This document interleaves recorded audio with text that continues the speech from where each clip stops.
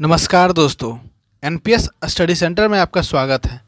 आज हम एमटीएस को सीरीज को आगे बढ़ाते हुए 11/9/23 को जो एग्ज़ाम हुआ था उसका एनालिसिस कराएंगे, ठीक है।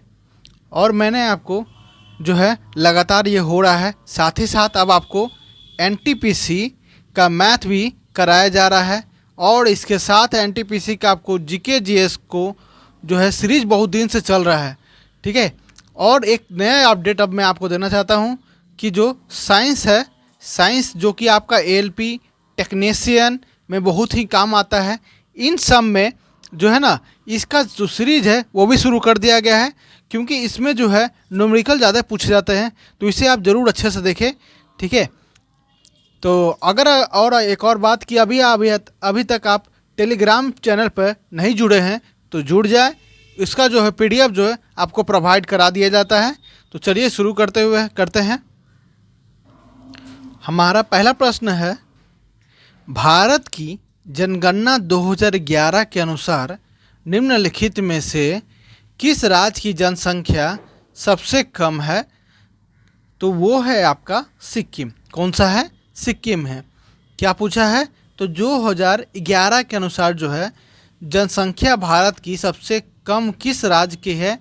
तो वह है आपका सिक्किम। सबसे छोटा मैप की अगर बात करें तो मैप के अनुसार जो है गोवा सबसे छोटा राज्य है। गोवा जो है सबसे छोटा राज्य है, लेकिन जो सिक्किम है वो वहाँ की जनसंख्या सबसे कम है। क्यों है? तो इसका जो है ज्योग्राफिकल कंडीशन है। देखिए, ये जो हमारा भारत है, यहाँ पर सबसे ऊपर में जो है वो सिक्किम है, जो कि हिमालय रेंज के अंदर आते हैं और यहाँ जो है पहाड़ों की संख्या ज़्यादा है, जिस कारण से जो आदमी सब है वो निवास बहुत कम करते हैं। लेकिन यहाँ जो गोवा है मुंबई के करीब है, साथ में यहाँ जो है बीच भी बहुत अच्छे हैं, जिस कारण से यहाँ जनसंख्या ठीक है, ठीक ना। जिसके कारण से गोवा से कम जो है जनसंख्या किसकी है? तो वो है सिक्किम की। किसकी है? सिक्किम की है जनसंख्या, ठीक है। वहीं अगर जनसंख्या की बात करें सिक्किम की, तो टोटल जो है सिक्किम की जनसंख्या कितनी थी 2011 के अनुसार? तो वो करीब करीब जो है 6 लाख के आसपास थी। 6,10,000, तो लगभग 6 लाख के आसपास थी। वहीं अगर सबसे ज़्यादा जनसंख्या की बात करें तो सबसे ज़्यादा जनसंख्या जो है वह उत्तर प्रदेश के पास था। उत्तर प्रदेश के पास था। टोटल जो था 2011 के अनुसार वो उत्तर प्रदेश के पास टोटल 19,95,00,000, मतलब अप्रॉक्स 20 करोड़ के आसपास जो है आबादी थी आपके उत्तर प्रदेश में, ठीक है। वहीं अगर क्षेत्रफल की बात करें तो सबसे बड़ा क्षेत्रफल जो है किस राज्य का है? तो वह है आपका राजस्थान। कौन सा है? राजस्थान। वहीं सबसे छोटा क्षेत्रफल तो वो आपका हो जाएगा गोवा। कौन सा हो जाएगा? गोवा हो जाएगा। अगर हम सिक्किम की बात करें तो सिक्किम की राजधानी क्या है? गंगटोक। क्या है? गंगटोक, ठीक है। यहाँ के सीएम कौन है? तो यहाँ का सीएम है श्री प्रेम सिंह तमांग। कौन है? श्री प्रेम सिंह तमांग। वहीं अगर राज्यपाल की बात करें तो कौन है? श्री प्रदीप धर्माधर कारी। कौन है? श्री प्रदीप धर्माधर कारी, ठीक है। तो वो हो गए सिक्किम के गवर्नर। गोवा की बात करें तो गोवा की राजधानी क्या है? गोवा की राजधानी है आपका पणजी। क्या है? पणजी। मणिपुर की राजधानी क्या है? मणिपुर की राजधानी आपका इम्फाल। वहीं मिजोरम की राजधानी क्या है? तो आइजोल है। चलिए अगले प्रश्न की ओर बढ़ते हैं। अगले प्रश्न की ओर बढ़े तो अगला प्रश्न है आपका, पूछा है कि यह किसकी आत्मकथा है? तो बुक का नाम है the story of my experiment with truth. क्या लिखा है? The story of my experiment with truth. तो ये किसका है? तो महात्मा गांधी का आत्मकथा का बुक है, ठीक है। अगर महात्मा गांधी की आत्मकथा का बुक है तो महात्मा गांधी की और कौन सी बुक है? तो एक फेमस बुक है हिंद स्वराज। कौन सा है? हिंद स्वराज। एक और बुक है आपका राम नाम। क्या है? राम नाम। ये जो बुक है ये किनके द्वारा लिखा गया है? तो महात्मा गांधी द्वारा लिखी गई किताब है। वहीं अगर डॉक्टर राजेंद्र प्रसाद जी की बात करें तो उनके द्वारा एक लिखी गई फेमस बुक है, तो वो कौन सी बुक है? वो बुक है इंडिया डिवाइडेड। क्या है, इंडिया डिवाइडेड। ये जो लिखी गई है, ये बुक लिखी गई है राजेंद्र प्रसाद द्वारा। इनकी और भी बुक हैं, जो कि एक बुक है आत्मकथा। क्या है, आत्मकथा। आत्मकथा जो है इनकी द्वारा लिखी गई बुक है। एक और बुक है जो कि फेमस है, वो बुक है आपका बिहार में गांधी जी। क्या है, बिहार में गांधी जी।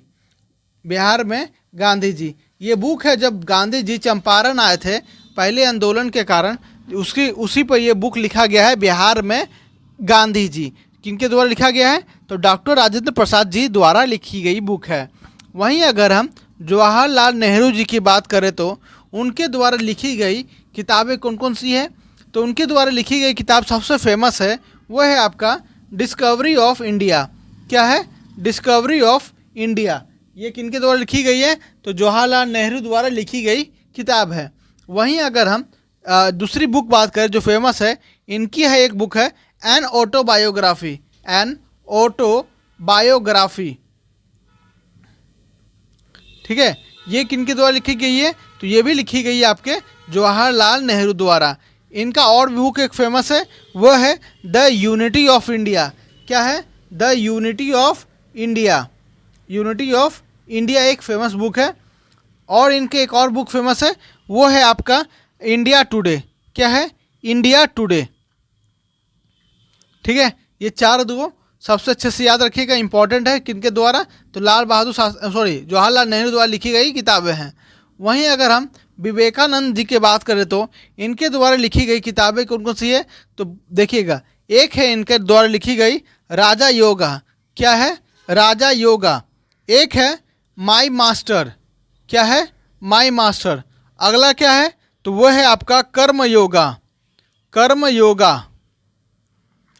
एक और कौन सा है, तो भारतीय योगा। भारतीय योगा। एक और लास्ट जाने तो जनन योगा।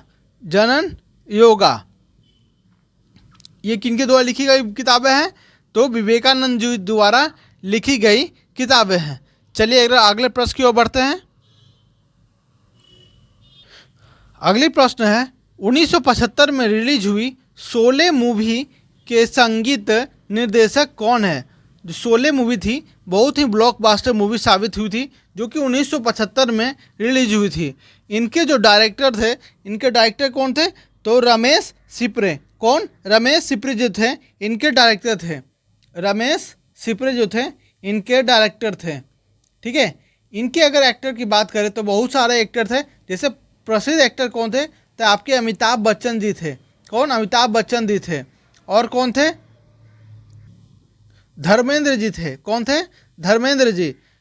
और इनकी पत्नी जया बच्चन, और इनकी पत्नी हेमा मालिनी, ठीक है। ये चारों मेन एक्टर थे जो कि शोले मूवी में थे।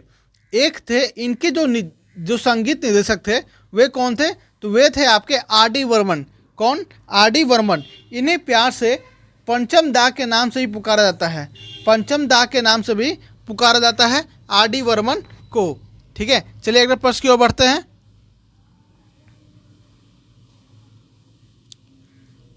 नेक्स्ट प्रश्न क्या कहता है, चाओएट, बकमिंस्टर फ्लोरीन और ग्राफीन किस तत्व से संबंधित है।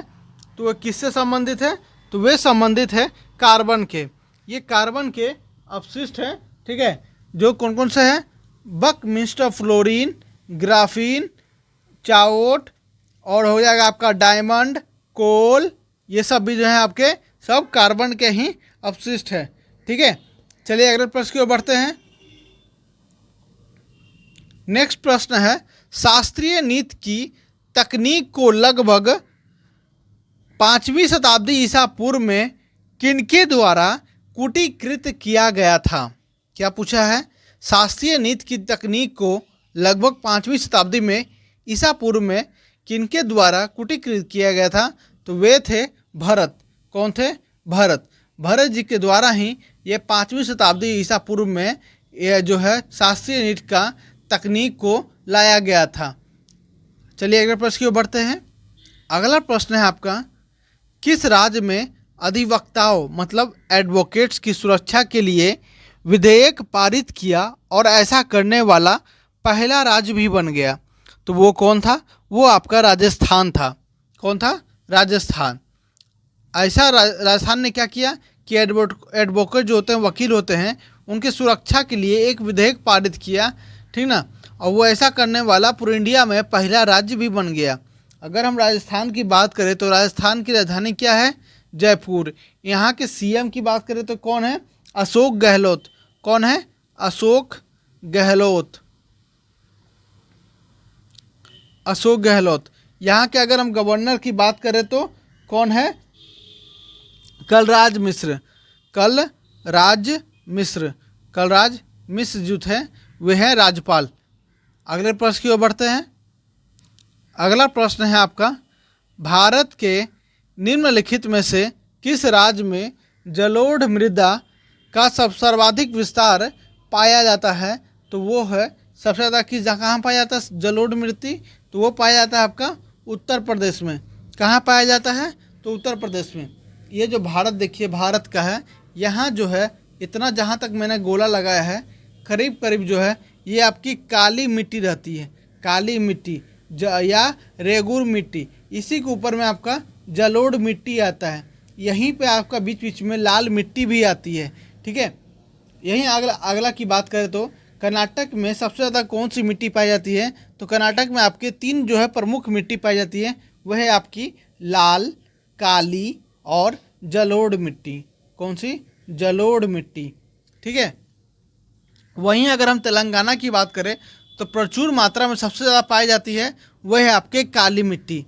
काली मिट्टी जो है सबसे प्रचुर मात्रा में पाई जाती है और कपास जो है इन जगहों पर सबसे ज़्यादा उत्पादन भी करवाया जाता है या किया जाता है, ठीक है। और काली मिट्टी के अलावा यहाँ पर जलोढ़ मिट्टी और लाल मिट्टी की भी अधिकता देखी गई है। कहाँ? तो तेलंगाना में। वहीं अगर महाराष्ट्र की बात करें तो महाराष्ट्र में सबसे ज़्यादा जो है वो काली मिट्टी की ही है। क्या है? काली मिट्टी ही है, ठीक है। चलिए अगले प्रश्न की ओर बढ़ते हैं। अगला प्रश्न है, निम्नलिखित में से एनिमल फार्म उपन्यास के लेखक कौन है? क्या पूछा है? एनिमल फार्म जो कि उपन्यास है, किनके द्वारा लिखी गई किताबें हैं? तो ये जो है ये आपके जॉर्ज ऑरवेल द्वारा लिखी गई किताबें हैं। किनके द्वारा? जॉर्ज ऑरवेल द्वारा लिखी गई किताबें हैं। इनकी और भी किताबें की बात करें तो एक फेमस किताब है इनकी 1984। कौन सी है? 1984। और इनकी एक और फेमस बुक है जो कि है आपका होमेज टू कैटेलोनिया। क्या है? होमेज टू कैटेलोनिया, ठीक है। चलिए आगे देखते हैं। आगे देखें तो रोआल्ड डाल की किताबें फेमस कौन कौन सी है? तो इनकी फेमस एक बुक है Charlie and the chocolate foot, ठीक है। ये किनके द्वारा है? तो रोआल्ड डाल के द्वारा लिखी गई बुक है। एक है इनकी बुक एक द BFG, और एक और फेमस इनकी बुक है एक जो कि है आपके जम मेसन द जियांट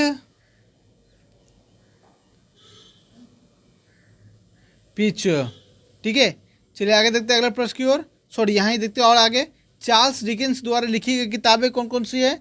तो चार्ल्स डिकेंस द्वारा लिखी गई किताबें हैं गुड एक्सपेक्टेशन। क्या है? गुड एक्सपेक्टेशन, ठीक है। और आगे देखें तो इनकी एक और बुक है आपकी ऑनलाइन ट्विस्ट। क्या है? Online twist. एक और बुक है डेविड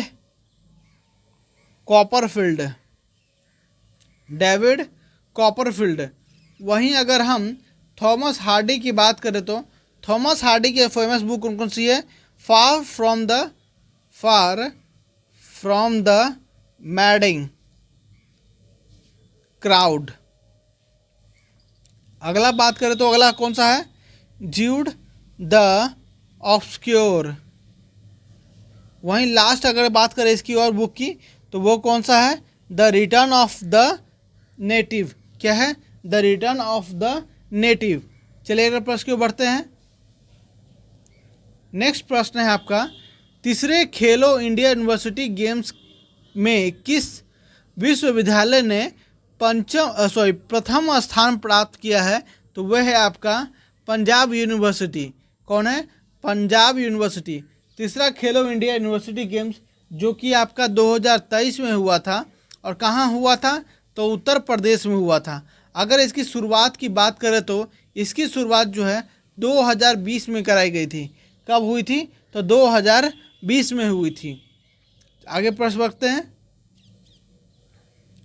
नेक्स्ट प्रश्न है आपका, किस भारतीय संगीतकार के नाम पर संयुक्त राज्य अमेरिका के मैसाचुसेट्स राज्य ने 1984 में 20 अप्रैल को उनके नाम पर एक दिन घोषित किया? तो वे कौन थे? अमजद अली खान। कौन? तो अमजद अली खान।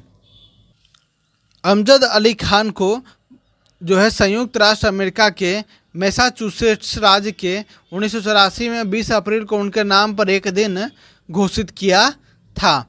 ठीक है, चलिए अगले प्रश्न बढ़ते हैं। अगला प्रश्न क्या कहता है, कौन सी स्थिति हड्डियों में दर्द, हड्डियों के अच्छे से विकसित ना होने और नरम कमज़ोर हड्डियों के कारण बनती है, जिससे हड्डी में विकृति आ जाती है? तो वो किस कारण होती है? तो रिकेट्स के कारण होती है। रिकेट्स जो है विटामिन डी का स्रोत है।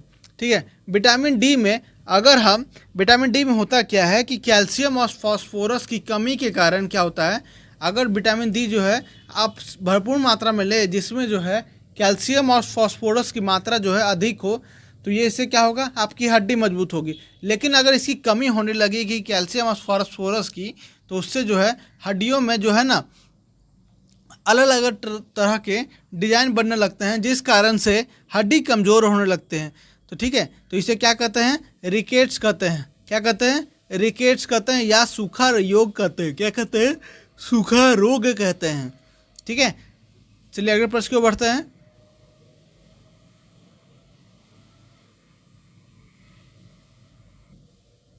आगे अगर देखें तो ये क्या है? एस्प्लेनिया।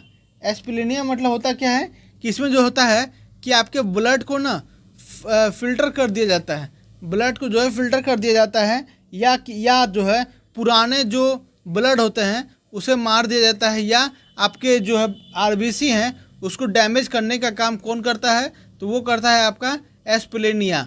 ठीक है, मस्तिष्क पक्षाघात। मस्तिष्क पक्षाघात मतलब सेरिब्रल पेशी, अर्थात माइंड से जुड़ी जो बीमारी होती है वो किस में होती है? तो सेरिब्रल पेशी में। किस में होती है? तो सेरिब्रल पेशी में। काली खांसी की बात करें तो काली खांसी जो है कि बच्चों में ज़्यादातर देखने को मिलते हैं, जो कि इससे क्या होता है कि लगातार बच्चे छींकते रहते हैं, जिस कारण से बाद में उनके मुंह से खून निकलने आते हैं। ठीक ना, ये जो बीमारी है बहुत ही हानिकारक है। ठीक है, इससे अगर बचा ना जा सका तो बहुत ही प्रॉब्लम होती है। ठीक है, चलिए अगले प्रश्न की ओर बढ़ते हैं। नेक्स्ट प्रश्न है, कौन सा भारत में सूक्ष्म वित्त संस्थानों का लाभ है? क्या है? कौन सा भारत में सूक्ष्म वित्त संस्थानों का लाभ है? तो वो है आपका वित्तीय समावेश में वृद्धि। मतलब समझिए कि भारत में अगर आप सूक्ष्म वित्त संस्थान लाते हैं, मतलब कि आप छोटे स्तर पर व्यापार को बढ़ाना चाहते हैं। ठीक है, जैसे आप छोटे छोटे स्तर को, जैसे कि बड़े स्तर तो ये फैक्ट्री सब है, ये बड़े उद्योगपति के लिए है। वहीं अगर आप छोटे छोटे चीज़ को लिए बनाकर छोटे छोटे जो है आप जो कि सामान को बाज़ार में बेचते हैं, तो उससे क्या होती है, आपकी आर्थिक स्थिति जो है ना बदलती है, जिस कारण से आपकी आर्थिक स्थिति बदलेगी तो भारत की जो वृद्धि होगी, ये जो पैसे में वो भी होगी, लगातार बढ़ते जाएगी। ठीक है, तो इससे क्या होता है, सूक्ष्म वित्त संस्थानों का लाभ होता है कि वित्तीय समावेश में वृद्धि होती है। ठीक है, चलिए आगे बढ़ते हैं अगले प्रश्न की ओर। अगर हम नेक्स्ट प्रश्न की बात करें तो पूछा जा रहा है विजय स्तंभ किस राज्य में स्थित है? क्या पूछा है? विजय स्तंभ जो है किस राज्य में स्थित है? तो वो है आपके राजस्थान में स्थित है। अगर हम विजय स्तंभ की बात करें तो विजय स्तंभ का निर्माण किसने करवाया था? ठीक है, तो वो करवाए थे मेवाड़ के राजा। किसने करवाए थे? मेवाड़ के राजा जो थे राणा कुंभा। कौन? राणा कुंभा जी ने यह निर्माण करवाया था विजय स्तंभ का। कहाँ करवाया था? चित्तौड़गढ़ में करवाया था। चित्तौड़गढ़ में करवाया था। ठीक है, जो कि पड़ता है चित्तौड़गढ़ कहाँ आपका? तो राजस्थान में पड़ता है। ठीक है, यहाँ अगर राजस्थान की बात करें तो राजस्थान की राजधानी क्या है? जयपुर। क्या है? जयपुर। वहीं राजस्थान की अगर हम सीएम की बात करें तो कौन है? अशोक गहलोत। कौन है? अशोक गहलोत। और यहाँ के गवर्नर कौन है? तो हरिभाऊ किशन राव बागरे। कौन? हरिभाऊ किशन राव बागरे। ठीक है, इतना याद रखिएगा। चलिए अगर प्रश्न की ओर बढ़ते हैं। अगला प्रश्न है आपका, क्या पूछा है? निम्नलिखित में से हाई डांस नामक फ्यूजन नृत्य शैली शुरू करने का श्रेय किसे दिया जाता है? तो वे हैं आपके उदय शंकर जी। कौन है? उदय शंकर जी। उदय शंकर जी ने ही ये जो हाई डांस है इनका जो है नृत्य शैली को शुरुआत किए थे। तो किसने किए थे? उदय शंकर जी ने।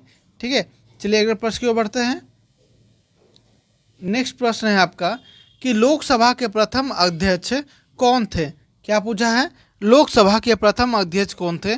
तो लोकसभा के प्रथम अध्यक्ष थे आपके जीवी मावलंकर जी। कौन? जीवी मावलंकर जी। कब ये इन्होंने ज्वाइन किया था?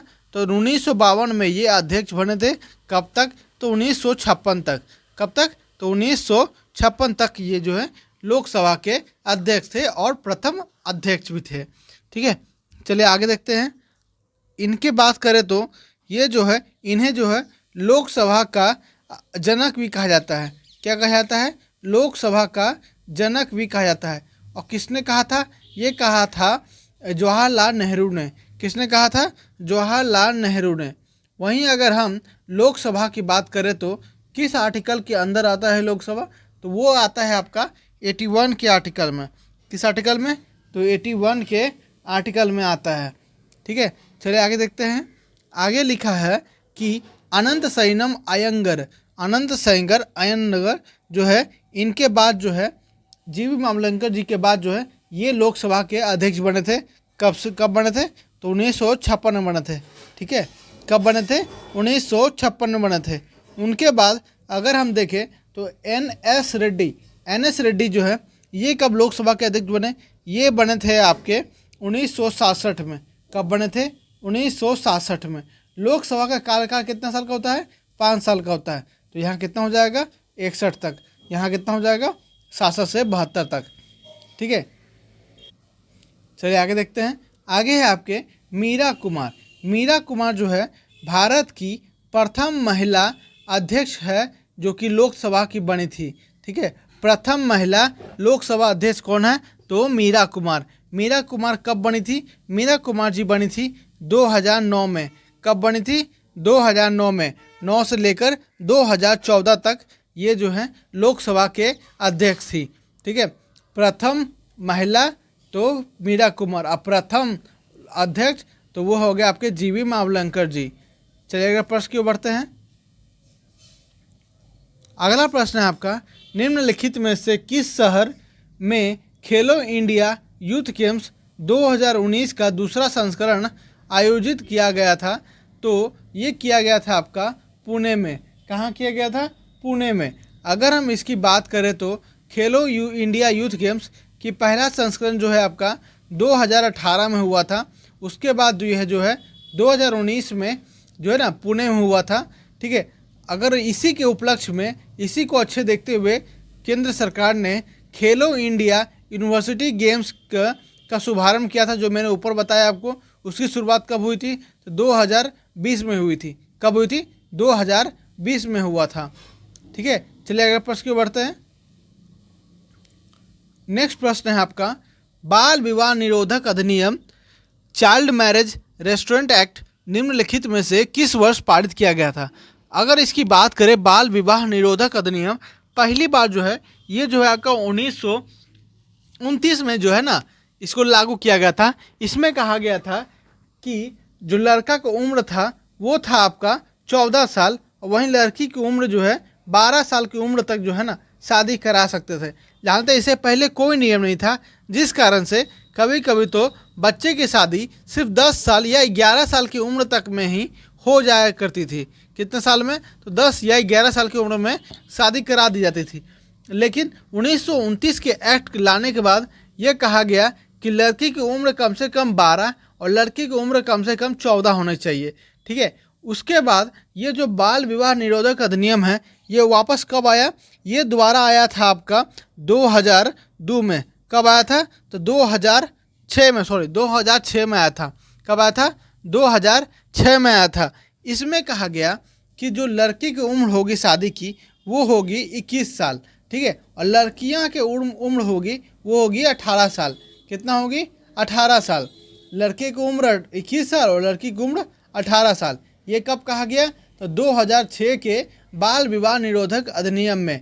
ठीक है, इसके बाद फिर क्या हुआ कि बाल विवाह निरोधक अधिनियम में कुछ जो है ना संशोधन करवाया गया कि 2021 में कराया गया कि कहा गया कि लड़के की उम्र तो 21 साल रहेगी, अब लड़की की उम्र भी शादी करने की 21 साल ही होगी। मतलब दोनों का एज जो है सेम होना चाहिए, तभी जाके ये शादी हो पाएगी। मतलब 21 साल। ठीक है, उससे कम में शादी अगर होता है तो ये जो है कानूनन अपराध है, उससे जेल हो सकती है। ठीक है, दंड भी दिया जा सकता है। ठीक है, लेकिन जो 2021 का बाल विवाह निरोधक अधिनियम है ये अभी तक पूरी तरह से लागू नहीं हो पाया है। ठीक है, पूरी तरह से जो है अभी लागू नहीं हो पाया है। चलिए अगले प्रश्न की ओर बढ़ते हैं। नेक्स्ट प्रश्न है आपका, सर्वेंट्स ऑफ इंडिया सोसाइटी की स्थापना का श्रेय किसे दिया जाता है? तो वो दिया जाता है आपको गोपाल कृष्ण गोखले को। किसे? गोपाल कृष्ण गोखले जी को। गोपाल कृष्ण गोखले जी को सर्वेंट्स ऑफ इंडिया सोसाइटी के जो है ना स्थापना का श्रेय दिया जाता है। वहीं अगर हम लाला लाजपत राय की बात करें तो इन्होंने एक शेरे पंजाब स्वदेशी स्टोर की स्थापना की थी। क्या किए थे? शेरे पंजाब स्वदेशी स्टोर की स्थापना किए थे। किसने किए थे? लाला लाजपत राय ने। लाला लाजपत राय की एक और है जो कि आपके अखिल भारतीय ट्रेड यूनियन कांग्रेस। क्या है? Akhil Bharatiya trade union Congress. ठीक है, ये किनके द्वारा किया गया है?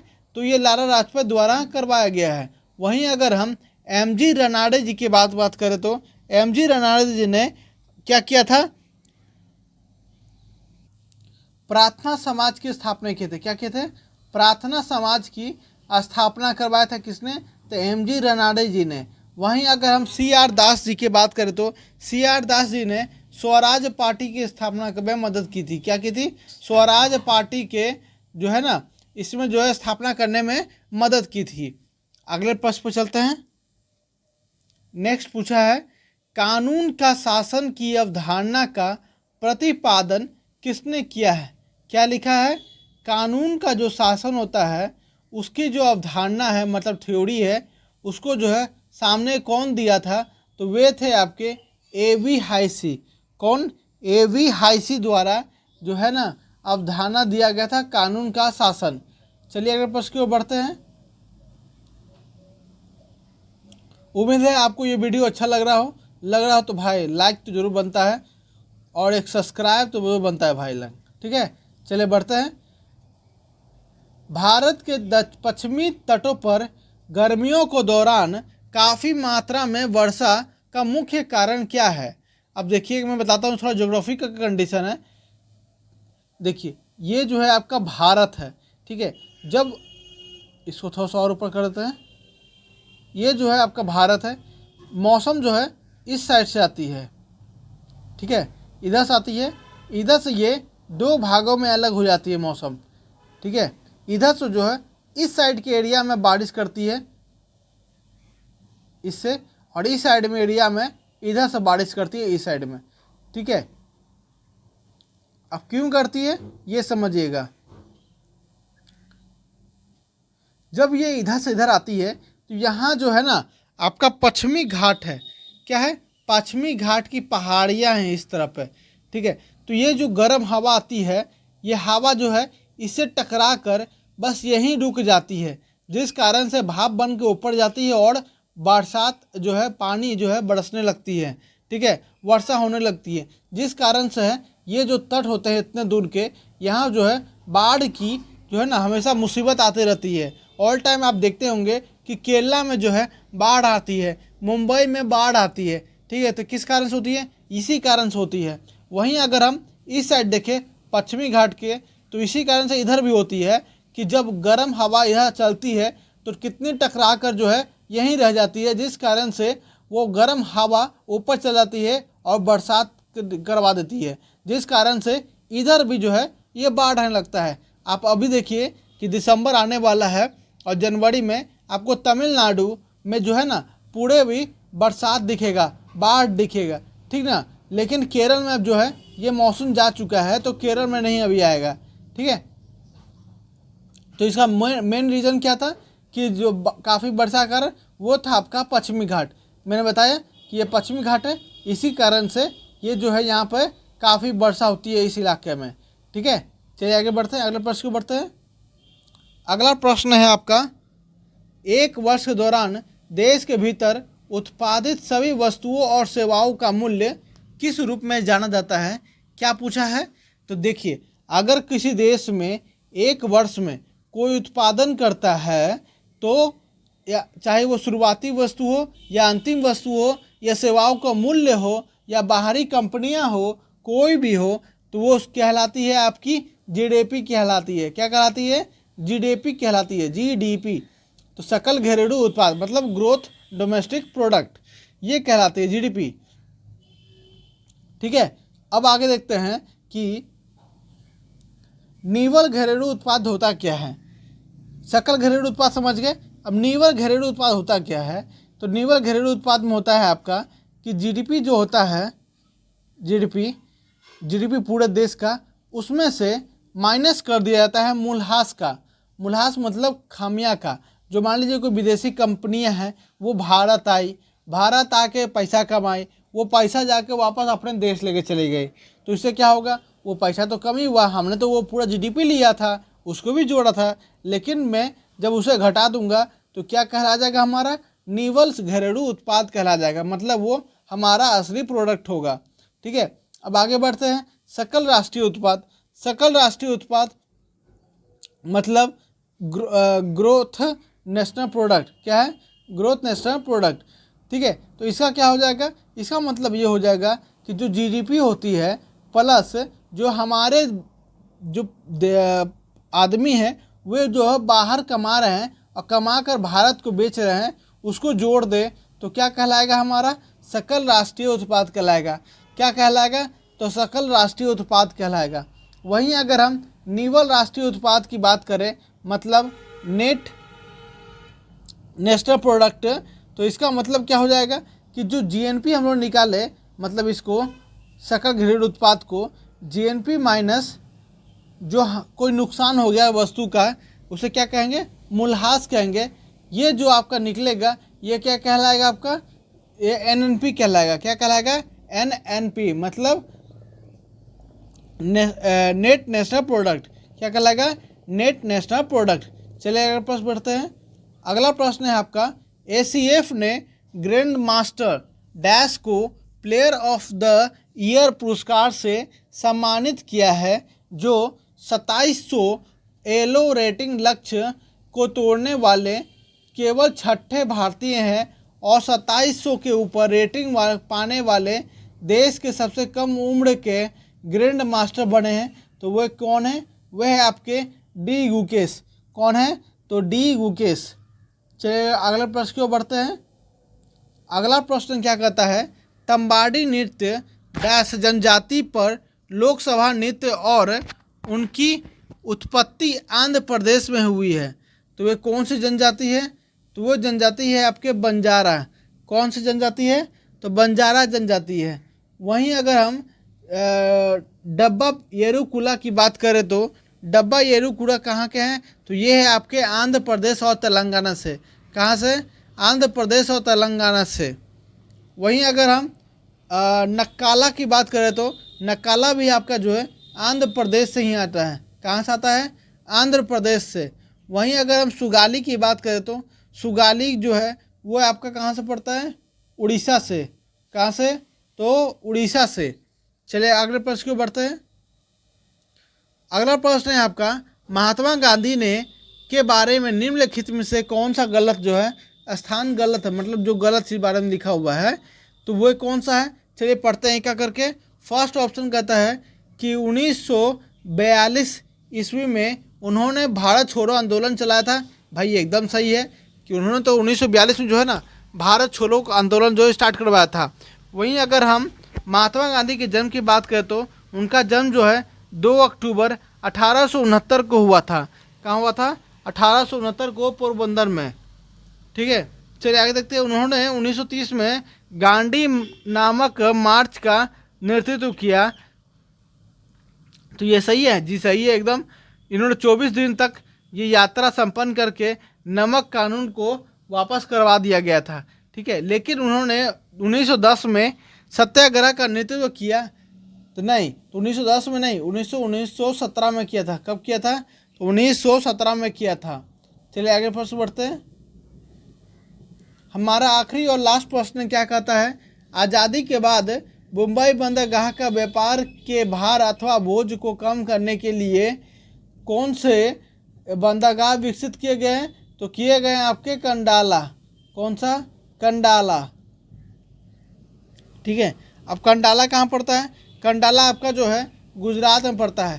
कहाँ पड़ता है? तो गुजरात में पड़ता है। ठीक है, चलिए आप यहीं रहते हैं। प्रश्न टोटल प्रश्न मैंने आपको करा दिया पूरा जीके जीएस का एनालिसिस। अगर अच्छा लगा हो तो लाइक, सब्सक्राइब और कमेंट और शेयर करना ना भूलें। और अगर अभी तक आप टेलीग्राम से जुड़े नहीं हैं तो जुड़ जाइए भाई, क्या देरी गए हैं, फ्री तो है। ठीक है, आपको उस पर PDF भी प्रोवाइड करवाया जा रहा है। ठीक है, तो मिलते हैं अगले नेक्स्ट वीडियो में। धन्यवाद।